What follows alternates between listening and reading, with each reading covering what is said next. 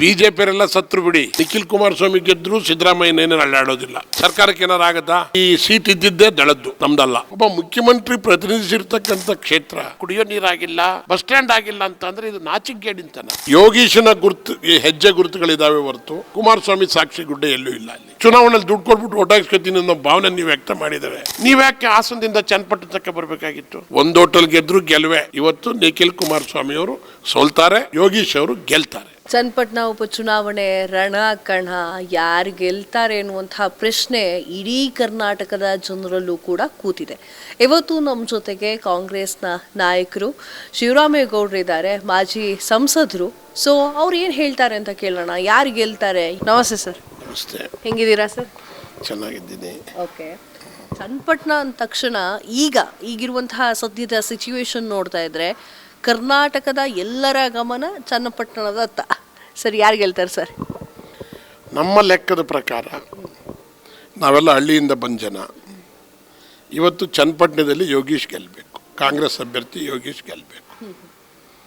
ಯಾಕೆ ಅಂತ ಹೇಳಿದರೆ, ನಾನು ಸಹಿತ ಚನ್ನಪಟ್ಟಣದಲ್ಲಿ 10-12 ದಿವಸಗಳ ಕಾಲ ನಾನು ಕ್ಯಾಂಡಿಡೇಟ್ ಜೊತೆಯಲ್ಲೇ ಸಂಪೂರ್ಣವಾಗಿ ಸರ್ವೆ ಮಾಡಿದೆ, ಓಡಾಡಿದ್ದೀನಿ.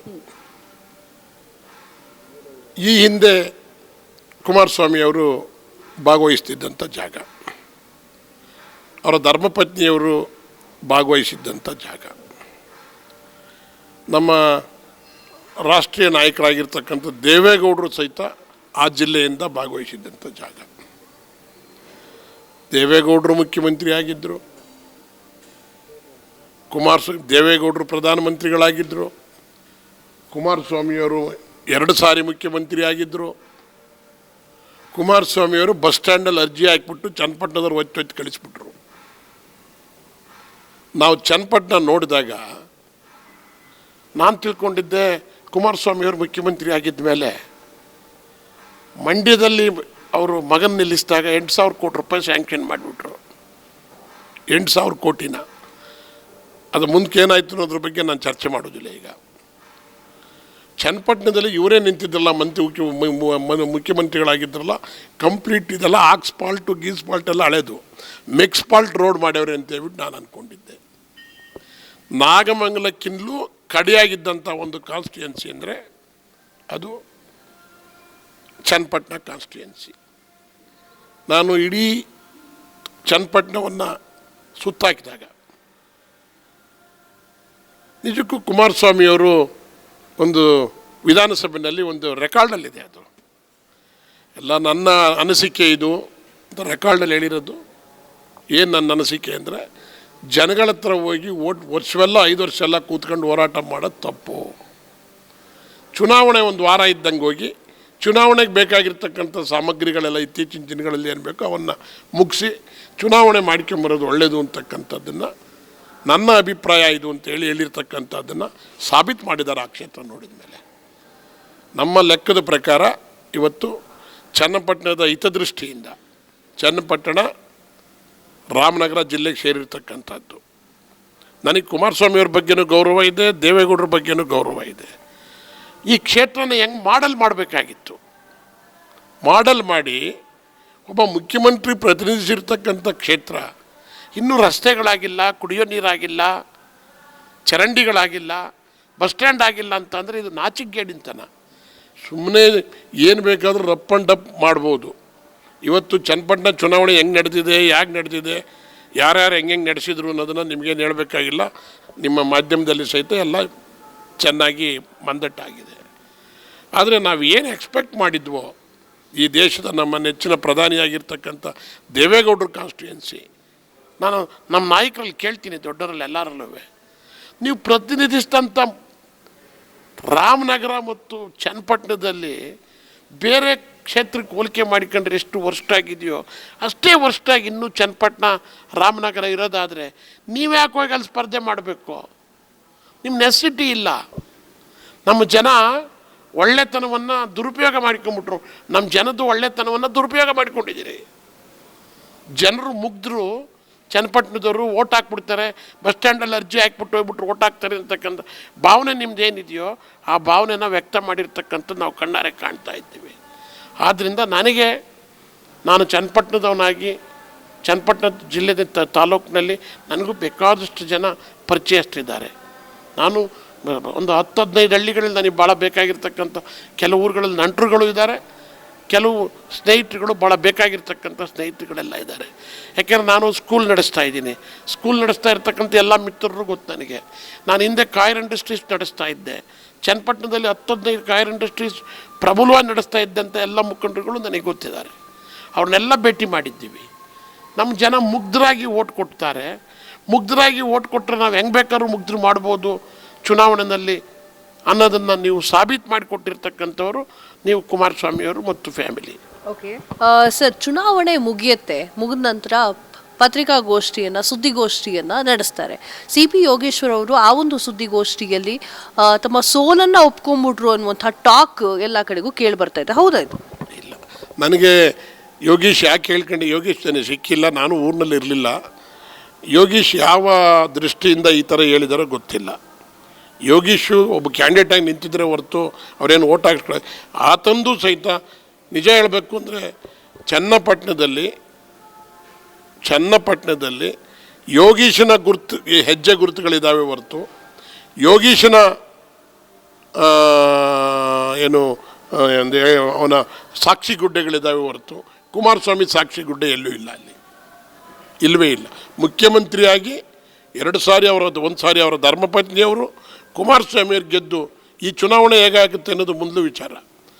ಅವರ ಸಾಕ್ಷಿ ಗುಡ್ಡೆಗಳು ಅಲ್ಲಿ ಇಲ್ಲ. ಇದನ್ನು ಬಹಿರಂಗವಾಗಿ ಚರ್ಚೆ ಮಾಡಲಿಕ್ಕೆ ಬರಲಿ ಕುಮಾರಸ್ವಾಮಿಯವರು. ಒಬ್ಬ ಮುಖ್ಯಮಂತ್ರಿ ಕ್ಷೇತ್ರ ಹೆಂಗಿರಬೇಕು?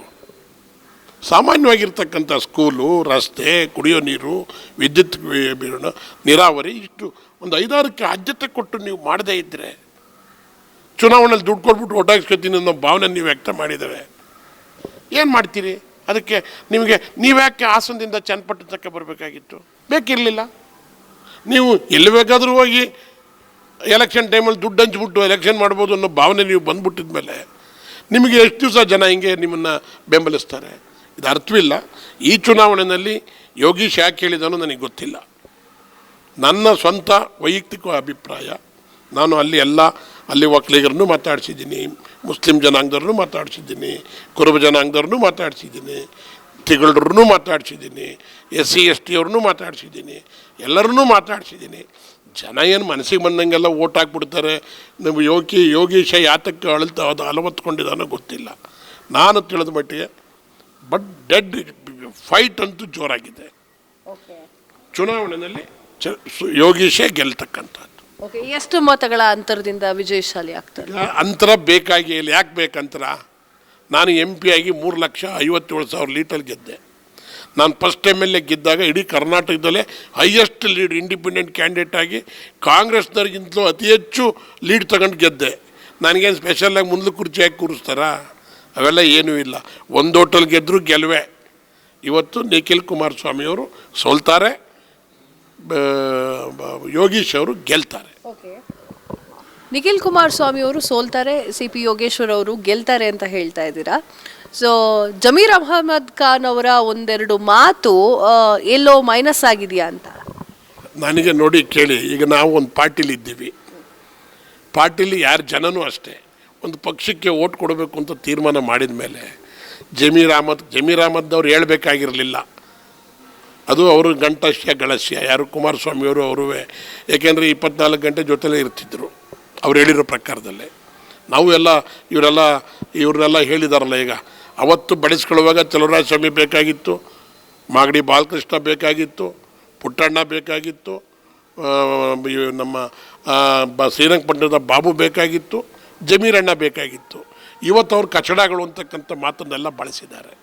ಅದೆಲ್ಲ ಕುಮಾರಸ್ವಾಮಿ ಅವರಿಗೆ ಶೋಭೆ ತರ್ತಕ್ಕಂಥದ್ದಲ್ಲ.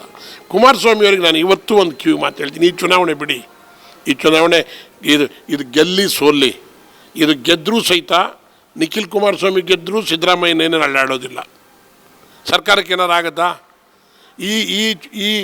ಈ ಸೀಟ್ ಇದ್ದಿದ್ದೇ ದಳದ್ದು, ನಮ್ಮದಲ್ಲ. ಆದರೂ ಸಹಿತ ಹೋರಾಟ ಕೊಟ್ಟಿದ್ದೀವಿ. DK ಶಿವಕುಮಾರ್ರವರು ಮತ್ತು ಸುರೇಶ್ರವರು ಭಾಳ ಹೋರಾಟ ಮಾಡಿ ಇವತ್ತಲ್ಲಿ ಚುನಾವಣೆ ನಡೆಸಿದ್ದಾರೆ. ಮತ್ತು ರಾಮನಗರ ಜಿಲ್ಲೆಗೆ ಅವ್ರದ್ದೇ ಆಗಿರ್ತಕ್ಕಂಥ ಕೊಡುಗೆ ಕೊಡಬೇಕು ಅಂತೇಳಿ DK ಶಿವಕುಮಾರ್ ಅವರು ಸಹಿತ ತುದಿಗಾಲಲ್ಲಿ ನಿಂತಿದ್ದಾರೆ. ಇಂಥ ಸಂದರ್ಭದಲ್ಲಿ ಈ ಚುನಾವಣೆ ಮುಖ್ಯ ಅಲ್ಲ. ಕುಮಾರಸ್ವಾಮಿಯವರು, ನಾನು ಇವತ್ತು ಸಹಿತ ಕುಮಾರಸ್ವಾಮಿಯವ್ರ ಬಗ್ಗೆ ನನಗೂ ಸಹಿತ ಒಂದು ಅಭಿಮಾನ ಇದೆ. ಬೇಕೋ ಬೇಡೋ ನಾನು ಅಲ್ಲಿ ಎಂ ಪಿ ಆಗಿದ್ದನು. ಕೆಲವರು ತಿಳ್ಕೊಂಡಿದ್ದಾರೆ ಶಿವರಾಮೇಗೌಡರು ಎಂ ಪಿ ಆಗೋಗಿ ಹಿಂಗೆ ಮಾತಾಡ್ತಾವ್ರಲ್ಲ ಅಂತ. ನಾನೇನು ಪುಕ್ಕಟ್ಟೆ ಎಂ ಪಿ ಆಗಿಲ್ಲ. ನನ್ನಿಂದ 3 ಸಾರಿ ಅವ್ರ ಪಕ್ಷದ ಜನ MLA ಗೆಲ್ಲಿಸಿರೋದಕ್ಕೆ ನಾನು ಎಂ ಪಿ ಸೀಟ್ ಕೊಟ್ಟಿದ್ದು. ನನಗೆ ಆಲ್ ಆಫ್ ಎ ಸಡನ್ ನನಗೆ ಸೀಟ್ ಕೊಟ್ಟಿರಲಿಲ್ಲ. ನಾನು ಸುರೇಶ್ ಗೌಡನಿಗೆ ಫಸ್ಟ್ ಒಂದು ಸಾರಿ ಎರಡನೇ ಸಾರಿ ಗೆಲ್ಲಿಸ್ಬೇಕಾದಾಗ ಶಿವರಾಮೇಗೌಡನ ಕೊಡುಗೆನೂ ಇದೆ ಅಲ್ಲಿ. ನಾನು 3ನೇ ಸಾರಿ ನನ್ನ ಜೊತೆಲಿದ್ದಕ್ಕೆ ಸೋತಿದ್ದವನು. ಅರ್ಥ ಆಯ್ತಾ? ಆದ್ದರಿಂದ ಅದು ಒಂದು ಕಡೆಗೆ. ಕುಮಾರಣ್ಣವರು ಮಂಡ್ಯ ಜಿಲ್ಲೆಯಿಂದ ನಾವೆಲ್ಲ ಓಟ್ ಹಾಕಿಲ್ಲ. ಕುಮಾರಣ್ಣವ್ರು ಗೆದ್ದವ್ರೆ. ಗೆದ್ದು ಕುಮಾರಣ್ಣವರು ನ್ಯಾಷನಲ್ ಮೀಡಿಯಾದಲ್ಲಿ ಬರಬೇಕು. ಅವರು ನರೇಂದ್ರ ಮೋದಿ ಹೀಗಾಗಿ BJPಯವರೆಲ್ಲ ಸತ್ರು ಬಿಡಿ, ಸುಮ್ಮನೆ ಹೇಳ್ತಾ ಇದ್ದೀರಾ ಕೇಂದ್ರದಲ್ಲಿ ಮಾತಾಡಬೇಕು ನೀವು ಅಂತ ಹೇಳಿ. ಹೌದು, ಕೇಂದ್ರದಲ್ಲ, ನ್ಯಾಷನಲ್ ನ್ಯೂಸ್ನಲ್ಲಿ ಬರಬೇಕು. ಏನಾಗಿದೆ, BJP ಹೈಕಮಾಂಡ್ನವರಿಗೆ ಕರ್ನಾಟಕದ BJPಲಿ ಇರ್ತಕ್ಕಂಥವ್ರು ನೆಪ ಮಾತ್ರಕ್ಕೆ ಇವರೆಲ್ಲ ಝೀರೋ ಆಗೋಗಿದ್ದಾರೆ. ಈಗ ನೆಕ್ಸ್ಟು ಕುಮಾರಣ್ಣ ಅಲ್ಲೇ ಪಾರ್ಟಿ ಮಾಡೋದು. ನೆಕ್ಸ್ಟ್ BJPಯಿಂದಲೇ ಅವರು BJPನೇ ಲೀಡರ್ಶಿಪ್ ತಗೊಳ್ಳೋದು. ಅವರು ಕುಮಾರಸ್ವಾಮಿಯವರು ಡೆಲ್ಲಿನಲ್ಲಿ ನರೇಂದ್ರ ಮೋದಿಯವ್ರ ಹತ್ರ ಮತ್ತು ಅಮಿತ್ ಶಾ ಅವ್ರ ಹತ್ರ ಇವ್ರು ಯಾರ್ದು ನಡೆಯಲ್ಲ. ನಮ್ಮ ಅಶೋಕಣ್ಣ ಸುಮ್ಮನೆ ಬಡ್ಕೋತಾವ್ರಿಲ್ಲ ಅಷ್ಟೇ, ನಮ್ಮ ಅಶ್ವಥ್ ನಾರಾಯಣಣ್ಣ ಸುಮ್ಮನೆ ಬಡ್ಕೋತಾವ್ರೆ. ಏನು ನಡೆದತ್ತು ಹೋಗಿ ಮಾತಾಡೋಕ್ಕೆ ಹೇಳಿ. ದೇವೇಗೌಡರು ಕುಮಾರಸ್ವಾಮಿಯವ್ರು ಮಾತಾಡ್ತಾವ್ರೆ ಹೋಗಿ ಡೆಲ್ಲಿನಲ್ಲಿ. ಕಂಪ್ಲೀಟ್ BJP ಕಂಪ್ಲೀಟ್ ಅವರಿಗೆ ಬರ್ಕೊಟ್ಟು ಆಗೋಗಿದೆ. ಅಲ್ಲಿ ಡೆಲ್ಲಿಯವರಂತೂ ಇವ್ರು ಯಾರನ್ನೂ ಲೆಕ್ಕಕ್ಕೆ ತಗೊಂಡಿಲ್ಲ. ವಿತೌಟ್ ಕುಮಾರಸ್ವಾಮಿ ನಾವೇನು ಮಾಡೋಕ್ಕಾಗಿಲ್ಲ ಅನ್ನೋ ತೀರ್ಮಾನಕ್ಕೆ ಬಂದುಬಿಟ್ಟಿದ್ದಾರೆ. ಅದನ್ನು ಚೆನ್ನಾಗಿ ಹೈಜಾಕು ಮಾಡಿಬಿಟ್ಟಿದ್ದಾರೆ ಇವರು. ಅಂದರೆ ನ್ಯಾಷನಲ್ ಲೀಡ್ರ್ ಆಗಿದ್ದಾರೆ. ಈಗ ಅವರು ವೆಸ್ಟ್ ಬೆಂಗಾಲ್ ಬಗ್ಗೆ, ಒರಿಸ್ಸಾ ಬಗ್ಗೆ, ಉತ್ತರ ಪ್ರದೇಶದ ಬಗ್ಗೆ, ಗುಜರಾತಿನ ಬಗ್ಗೆ, ಮಹಾರಾಷ್ಟ್ರದ ಬಗ್ಗೆ ಇಂಡಸ್ಟ್ರೀಸ್ನ ಎಂತೆಂಥವ್ರು ತರಬೇಕು. ನನಗೆ ಮಂಡ್ಯದಲ್ಲಿ ನಾನು ರಾಮನಗರ ಜಿಲ್ಲೆಯಲ್ಲಿ ಕಬ್ಜಾ ಮಾಡ್ಕೊಂಡಿದ್ದು ಅದು ಬಿಡೋವಂಥ ಕಾಲ ಬಂದಿದೆ. ನಾನು ಮಂಡ್ಯಕ್ಕೆ ಹೋಗಿದ್ದೀನಿ. ಮಂಡ್ಯ ಜಿಲ್ಲೆಗೆ ನಾಗಮಂಗಲಕ್ಕೆ ಒಂದು ಫ್ಯಾಕ್ಟ್ರಿ, ಪಾಂಡುಪುರಕ್ಕೆ ಒಂದು ಫ್ಯಾಕ್ಟ್ರಿ, KR ಪೇಟೆಗೆ ಒಂದು ಫ್ಯಾಕ್ಟ್ರಿ, ಶ್ರೀರಂಗಪಟ್ಟಣಕ್ಕೆ ಒಂದು ಫ್ಯಾಕ್ಟ್ರಿ, ಮಳವಂಡಿಗೆ ಒಂದು ಫ್ಯಾಕ್ಟ್ರಿ, ಮದ್ದೂರಿಗೆ ಒಂದು ಫ್ಯಾಕ್ಟ್ರಿ ಮಾಡಿ ಎಲ್ಲ ಜನ ಇವತ್ತು ಹೋಟ್ಲಲ್ಲಿ ಲೋಟ ತೊಳಿತಾವ್ರೆ. ಕುಮಾರಣ್ಣರೇ, ಮಂಡ್ಯ ಜಿಲ್ಲೆ ಜನ ಹೋಟ್ಲಲ್ಲಿ ಲೋಟ ತೊಳಿತಾ ಇದ್ದಾರೆ ನಮ್ಮ ಜನ. ಇನ್ನೂ MTRಗೆ ಹೋಗಿ ಯಾವ ಹೋಟ್ಲಿಗೆ ಹೋಗಿ ಬೆಂಗಳೂರಿನಲ್ಲಿ ಯಾವೂರಪ್ಪ ಅಂದ್ರೆ ನಾನು ಮಂಡ್ಯ, ಯಾವೂರಪ್ಪ ಅಂದ್ರೆ ನಾನು ಪಾಂಡುಪುರ, ಯಾವೂರಪ್ಪ ಅಂದ್ರೆ ನಾನು ನಾಗಮಂಗಲ ಅಂತವೆ. ಆ ಹುಡುಗರುಗಳು ಇಷ್ಟೆಲ್ಲ ಕಷ್ಟಪಟ್ಟು ನಿಮ್ಮನ್ನು ಒತ್ತು ಮೆರೆದವ್ರೆ, ಅವ್ರ ಅಪ್ತೀರು ಮೆರೆದವ್ರೆ. ಅವರಿಗೆ ನೀವು ಈಗಲಾರು ಸಹಿತ ಚನ್ನಪಟ್ಟಣ ಮಾಡಿದಂಗೆ ಮಾಡಬೇಡಿ, ರಾಮನಗರ ಮಾಡಿದಂಗೆ ಮಾಡಬೇಡಿ. ನೀವು ಮಂಡ್ಯ ಜಿಲ್ಲೆಗೆ ದೊಡ್ಡ ದೊಡ್ಡ ಕೈಗಾರಿಕೆ, ನಮಗೆ ಯಾವ ಸಣ್ಣ ಪುಟ್ಟ ಕೈಗಾರಿಕೆ, ನೀವು ದೇಶದ ಕೈಗಾರಿಕೆ ಮಂತ್ರಿ, ಉಕ್ಕು ತಂದು ಅದಿಬೋದು. ಈ ಚುನಾವಣೆನ ಎಷ್ಟು ಚೆನ್ನಾಗಿ ಮಾಡಿದ್ರೋ ಅಷ್ಟೇ ಚೆನ್ನಾಗಿ ತಂದು ಫ್ಯಾಕ್ಟ್ರಿಗಳು ಮಾಡಿ ಮಂಡ್ಯ ಜಿಲ್ಲೆಗೆ ಅಂಥ ದೊಡ್ಡ ಕೆಲಸ ಮಾಡೋಕ್ಕೆ ಪ್ರಯತ್ನ ಮಾಡಿ. ಹೋಗಿ ಬಂದು ಮುಗಿತಕ್ಕೆ ಬಂದ ಅಂತ ಬರೋದು ವಾರದಲ್ಲಿ 3 ದಿವಸ ಮಾತೆತ್ತಿದ್ರೆ ಇಲ್ಲಿ ಬೇರೆಯವರು ಹೋರಾಟ ಮಾಡಲಿ. ಕರ್ನಾಟಕದಲ್ಲಿರ್ತಕ್ಕಂಥ BJPಯವರು ಇವರು JDSನವರೇ ಹೋರಾಟ ಮಾಡಲಿ. ನೀವು ನ್ಯಾಷನಲ್ ಫಿಗರ್ ಆಗಬೇಕು ಕುಮಾರಣ್ಣ. ಈಗ ನಿಮ್ಗೆ ಹೇಗೋ ನ್ಯಾಷನಲ್ ಲೆವೆಲಲ್ಲಿ ನಿಮ್ಮನ್ನ ಯಾರು ಕರ್ಕೊಂಡು ಹೋಗ್ತಾ ಇಲ್ವಾ, ನೀವು ಸರಿಯಾಗಿ ಹೋಗ್ತಾ ಇಲ್ವೋ ನಮ್ಗೆ ಅರ್ಥ ಆಗ್ತಾ ಇಲ್ಲ. ಇವತ್ತು ಬಂದು ವಾರದಲ್ಲಿ 3 ದಿವಸ ಸೆಂಟ್ರಲ್ ಮಿನಿಸ್ಟ್ರಿಗೆ ಇಲ್ಲೇನು ಜಾಗ ಕೆಲಸ ಇದೆ ಹೇಳಿ? ಏನು ಕಡಿಮೆ ಪೋಸ್ಟಾ? ನಾನು ಯಾರನ್ನೂ ಕೇಳಿದೆ, ನನಗೆ ಕರೆಕ್ಟಾಗಿ ಮಾಹಿತಿ ಇಲ್ಲ. 6 ಲಕ್ಷ ಕೋಟಿ ಅವ್ರ ಬಡ್ಜೆಟು. 365 ದಿವಸದಲ್ಲಿ 365 ದಿವಸಲು ಪೆನ್ನು ಪೇಪರ್ ಹಿಡ್ಕೊಂಡ್ರು ಸಹಿತ ಅಷ್ಟು ಕೆಲಸ ಆಗಲ್ಲ. ಅಷ್ಟೊಂದು ಕೆಲಸ ಇದೆ. ಅದು ಬಿಟ್ಬಿಟ್ಟು ಇಲ್ಲಿ ಮೊನ್ನೆ ಮುಖ್ಯಮಂತ್ರಿಗಳು ಯಾವುದೋ ಒಂದು ಸಭೆಯಲ್ಲಿ ಹೇಳಿದ್ದಾರೆ, ಏನಂತ, BPL ಕಾರ್ಡು, ಬೋಗಸ್ BPL ಕಾರ್ಡ್ನವ್ರನ್ನ ನಾವು ವಜಾ ಮಾಡ್ತೀವಿ ಅಂತ. ತಪ್ಪೇನಿದೆ? ಅದನ್ನು ಕೇಳೋಕ್ಕೆ ಅಶೋಕ್ ಇಲ್ವಾ? ಅದನ್ನು ಕೇಳೋಕ್ಕೆ ಅಪೋಸಿಷನ್ ಪಾರ್ಟಿ ವಿಜಯೇಂದ್ರ ಇಲ್ವಾ? ಕುಮಾರಣ್ಣ ಯಾಕೆ ಬರಬೇಕು? ಕುಮಾರಣ್ಣವರು ನ್ಯಾಷನಲ್ ಲೆವೆಲಲ್ಲಿ ನೋಡಬೇಕೀಗ. ಅದನ್ನು ಮಾಡಲಿ ಅಂತೇಳಿ ನಾನು ಈ ಸಂದರ್ಭದಲ್ಲಿ ನಿಮ್ಮ ಮೂಲಕ ಕುಮಾರಣ್ಣವ್ರು ಒತ್ತಾಯ ಮಾಡ್ತೀನಿ. ಓಕೆ, ಕುಮಾರಸ್ವಾಮಿ ಅವರು ಕೇಂದ್ರದಲ್ಲಿದ್ದಾರೆ, ಸೊ ಕೇಂದ್ರದ ಮಂತ್ರಿಗಳಾಗಿದ್ದಾರೆ, ಸೊ ಅದ್ರ ಬಗ್ಗೆ ಕಾನ್ಸಂಟ್ರೇಟ್ ಮಾಡಲಿ ಅನ್ನೋದು ನಿಮ್ಮ ಮಾತು. ಹೌದು, ಸತ್ಯ. ಓಕೆ, ಚನ್ನಪಟ್ಟಣದಲ್ಲಿ ಕೊನೆಯದಾಗಿ ಅಂದರೆ ಈ ಒಂದು ಇಂಟರ್ವ್ಯೂ ಮುಗಿಸ್ಬಿಡೋಣ, ಚಿಟ್ಚಾಟ್ ಮುಗಿಸ್ಬಿಡೋಣ, ಏನು ಹೇಳೋಕೆ ಇಷ್ಟಪಡ್ತೀರಾ ಚನ್ನಪಟ್ಟಣ ಜನತೆಗೆ? ಚನ್ನಪಟ್ಟಣದವರು ಏನು, ಅವರು ಗೊಂಬೆ ಆಡಿಸೋರು, ಅವರೇನು ದಡ್ರಲ್ಲ. ಯಾರು ಗೊಂಬೆ ನಿಂತರು ಆಡ್ಸೋಕ್ಕೆ ಇವರು ಪ್ರಯತ್ನ ಮಾಡಿದರು, ಗೊಂಬೆ ಆಟವನ್ನು ಯೋಗೀಶ್ ಅವ್ರನ್ನ ಗೆಲ್ಸೋದ್ರ ಮೂಲಕ ನಾವು ನಿಜವಾದ ಗೊಂಬೆ ಆಡಿಸೋರು ಅನ್ನೋದನ್ನು ತೋರ್ಕೊಡ್ತಾರೆ ಅಂತ ಹೇಳ್ಬಿಟ್ಟು ನಾನು ಭಾವನೆ ಮಾಡಿಕೊಂಡಿದ್ದೀನಿ. ಓಕೆ. ಯೋಗೀಶ್ ಅವ್ರು ಗೆಲ್ಲಿಲ್ಲ ಅಂತ ಇಟ್ಕೊಡಿ, ಅದು ಅವ್ರ ಹಣೆ ಬರ, ಚನ್ನಪಟ್ಟಣದವ್ರ ಹಣೆ ಬರ ಹಿಂಗೆ ಇರಬೇಕು ಅಂತ ಅವ್ರು ತೀರ್ಮಾನ ಮಾಡಿ ಬರೀ ಎಲೆಕ್ಷನ್ನಲ್ಲಿ ನಾವು ಉಪಯೋಗ ಮಾಡ್ಕೋಬೋದು ಅಂತ ಇದ್ದರೆ ನಾವೇನು ಮಾಡೋಕ್ಕಾಗಲ್ಲ. ಓಕೆ. ಅಂದರೆ ಗೆಲ್ಲಿಲ್ಲ ಅಂತ ಹೇಳ್ತಿದ್ದೀರಲ್ವ, ಗೆಲ್ಲಿಲ್ಲ ಅಂತಂದರೆ ಅದು 1% ಇಲ್ಲ ನಮ್ಮಲ್ಲಿ. 100ಕ್ಕೆ 100 ಭಾಗ ಎಲೆಕ್ಷನ್ ಫೈಟ್ ಇತ್ತು, ಚುನಾವಣೆಯಲ್ಲಿ ನಾವೇ ಗೆಲ್ತೀವಿ. Okay. Thank you sir, thank you so much. Actually ಸರ್ನ ಹಿಡಿಯೋಕ್ಕೆ ತುಂಬ ಕಷ್ಟಪಟ್ವಿ ನಾವು. ಸೊ ಕೊನೆಗೂ ಒಂದು ಚಿಟ್ಚಾಟ್ ಕೊಟ್ಟಿದ್ದಾರೆ. ಇದಿಷ್ಟು ಶಿವರಾಮೇಗೌಡರ ಒಂದು ಮಾತಾಗಿತ್ತು. ಚನ್ನಪಟ್ಟಣದಲ್ಲಿ ಸಿ ಪಿ ಯೋಗೇಶ್ವರ್ ಗೆದ್ದೇ ಗೆಲ್ತಾರೆ, ಎಷ್ಟು ಮತಗಳ ಅಂತರ ಅಲ್ಲ ಬೇಡಮ್ಮ ನಿನಗೆ, ಗೆದ್ದೇ ಗೆಲ್ತಾರೆ ಅನ್ನುವಂಥದ್ದನ್ನು ಸರ್ ಹೇಳಿದ್ರು. ಕ್ಯಾಮ್ರಾ ಪರ್ಸನ್ ಉಲ್ಲಾಸ್ ಜೊತೆ ನಾನು ಕಾವ್ಯ ಹೆಗ್ಡೆ, ಕರ್ನಾಟಕ ಟಿವಿ, ಬೆಂಗಳೂರು.